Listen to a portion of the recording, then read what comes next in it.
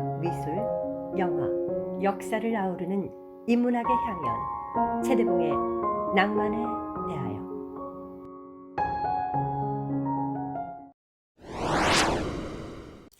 안녕하셨습니까? 최대봉입니다. 6월 6일 오늘은 우리의 현충일이자 인류 전쟁사에서 가장 거대한 작전이 시작된 날이기도 합니다. 6년 전 오늘이었던가요? 프랑스 북서부 해안의 작은 도시 노르망디에 미국과 영국, 프랑스, 독일, 러시아 등 19개국의 정상들이 모였었습니다. 2차 세계대전이 연합군의 승리로 끝나게 한 결정적 전기가 된 노르망디 상륙작전 70주년을 기념하기 위해서였습니다. 7천만 명이 희생된 인류 최악의 전쟁에 연합군으로 참여한 18개국과 그들의 적국이었던 독일의 정상들이 모여 70년 전의 그날을 기념하는 연설을 하고 90이 넘은 휠체어를 탄 노병들과 악수하고 기념사진을 찍고 만찬장에서 포도주를 마시고 자국 병사들의 묘지에 꽃을 바쳤습니다. 최대봉의 낭만에 대하여 47번째 이야기 D-Day, 그 전쟁의 포화 속으로 떠납니다. 독일군의 폴란드 침공으로 시작된 그 거대한 전쟁이 5년째로 접어들면서 유럽 전선은 소강 상태로 접어들어 치고받는 참호전이 지속되고 있었습니다. 연합군의 사령관이던 아이젠하워와 영국 수상 처칠은 프랑스 해안에 상륙해 독일군의 심장부인 베를린으로 진격해 그 지루한 전쟁을 끝낼 작전을 고심하고 있었습니다. 전쟁에서 상륙작전이란 메가드의 인천 상륙작전에서 보듯 한순간에 전세를 뒤집을 수 있는 묘수이기는 하지만 방어군에 비해 압도적인 화력과 병력이 필요한 것은 물론이고 상륙하는 병사들이 은폐물 하나도 없는 해안에서 적의 공격에 노출되는 위험을 감수해야 하는 것이었으므로 무엇보다 적군의 허를 찌르는 철저한 보안이 필요했습니다. 인천 상륙작전에서 유엔군이 삼척이나 군산에 상륙할 것이라는 역정보를 흘려 인민군의 주의를 분산시켰듯이 연합군은 독일군으로 하여금 영국과 프랑스 사이의 도버 해협의 최단거리 지점인 칼레로 상륙할 것이라고 믿게 하는 정황들을 만들고 도저히 상륙작전이 불가능할 것으로 여겨지는 악천후를 택해 작전 개시일로 정했습니다. 지도를 보십시오. 위에 최단거리가 칼레고 그 아래가 노르망디입니다. 일부 연합군의 순회들은 작전의 성공 확률이 5000분의 1이라는 부정적 의견을 내놓았지만 아이젠하워의 고집을 꺾을 수 없었습니다. 독일군에 의해 점령된 프랑스에서 지하 조직을 만들어 저항하던 레지스탕스들에게 연합군의 상륙이 임박했음을 알리기 위해 암호로 영국의 BBC 방송은 폴 베를레넷이 가을의 노래의 첫 부분을 전파로 띄웠습니다. 가을날 바이올린의 긴 흐느낌, 가슴 속에 스며들어 쓸쓸하여라. 1944년 6월 6일 작전명 오버로드, 노르망디 상륙작전의 D-Day가 밝았습니다. 누가 그렇게 부르기 시작했는지, D가 doom을 의미하는지, 데시멀을 의미하는지, 그냥 단순히 day를 이루는 말인지 그때도 아무도 몰랐고 지금도 아무도 모릅니다. 오늘날 우리가 흔히 쓰는 D-Day라는 말은 그날 그렇게 태어났습니다. D-Day, 그날 그 노르망디 해안에는 미군, 영국군 등 8개국 병사들로 이루어진 15만 6천의 병력과 항공기 10,000대, 함선 1200척, 4,000여 대의 상륙정이 작전을 개시했고 2만여 명의 독일 방어군과 400만 개의 지대와 50만 개의 수중 장애물이 그들을 기다리고 있었습니다. 가장 치열하고 참혹했던 곳이 오마하 해변이었습니다. 순식간에 그 해변은 피로 물들었습니다. 은폐물 하나 없는 해안에서 1분에 120발의 탄환을 쏟아내는 히틀러의 전기톱이라고 불리던 독일군의 MG-42 기관총 앞에 상륙하던 연합군 병사들은 방치되었습니다. 3,000명의 연합군 병사들이 총 한 번 제대로 쏘아보지도 못하고 죽어갔습니다.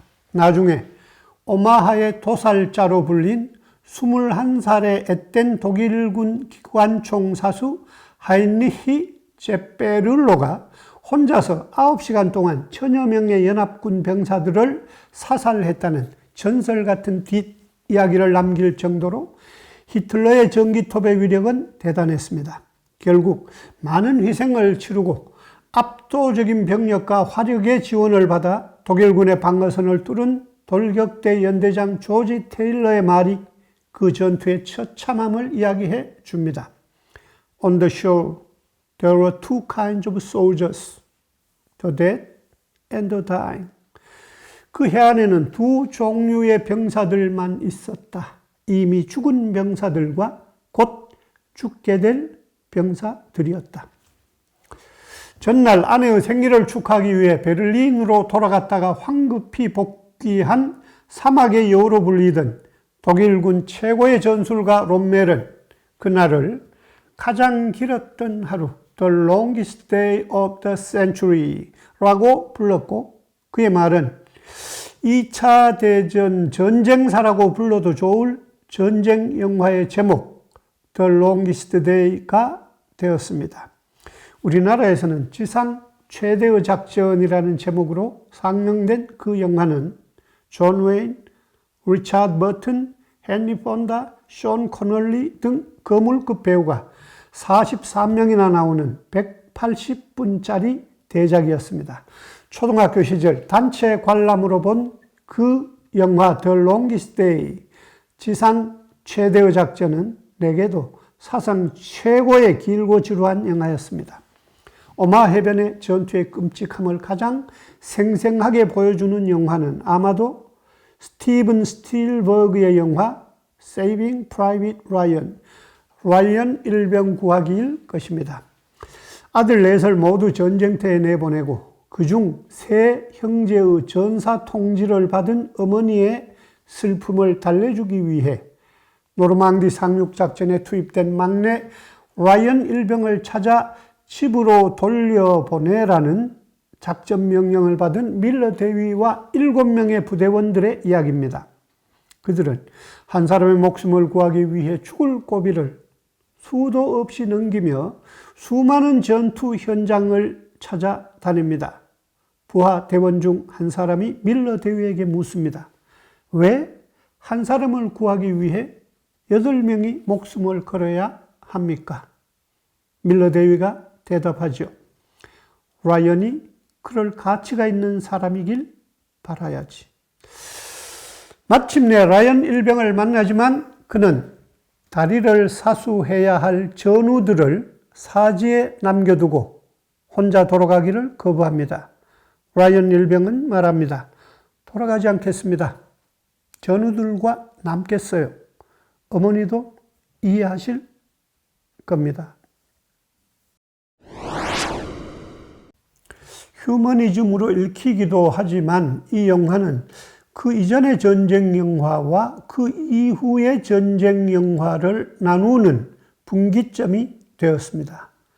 총소리가 들리고 피 한 방울 제대로 튀지 않고 병사가 장렬하게 쓰러지던 그 이전의 영화들과는 달리 이 영화는 피와 찢어지는 살점과 떨어져 나뒹구는 팔다리 등 끔찍한 사륙 현장을 감정의 개입 없이 생생하게 보여줍니다.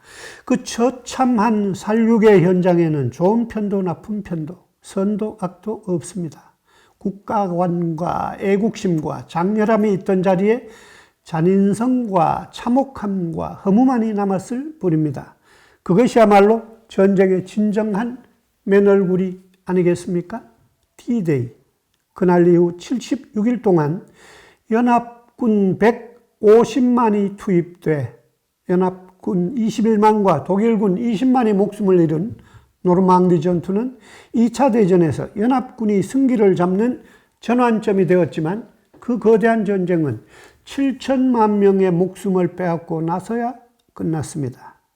그날 그 해안에서 젊은 병사들은 무슨 생각을 하며 죽어갔을까요? 조국을 위해 죽는다는 긍지였을까요? 혹은 다시 집으로 돌아가 어머니나 연인을 만날 수 없다는 절망감이었을까요? 오늘은 현충일입니다. 최대봉의 낭만에 대하여 사상 최초로 노래가 없네요. 바람찬 북만주의 벌판에서, 뜨거운 월남의 정글에서, 그리고 이 땅의 이름 모를 산하에서 대한민국의 이름으로 산화하신 모든 영령들께 머리 숙여 경의를 표합니다.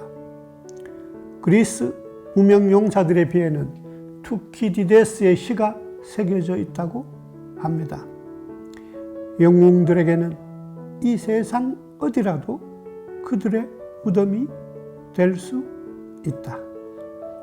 최대봉의 낭만에 대하여 였습니다.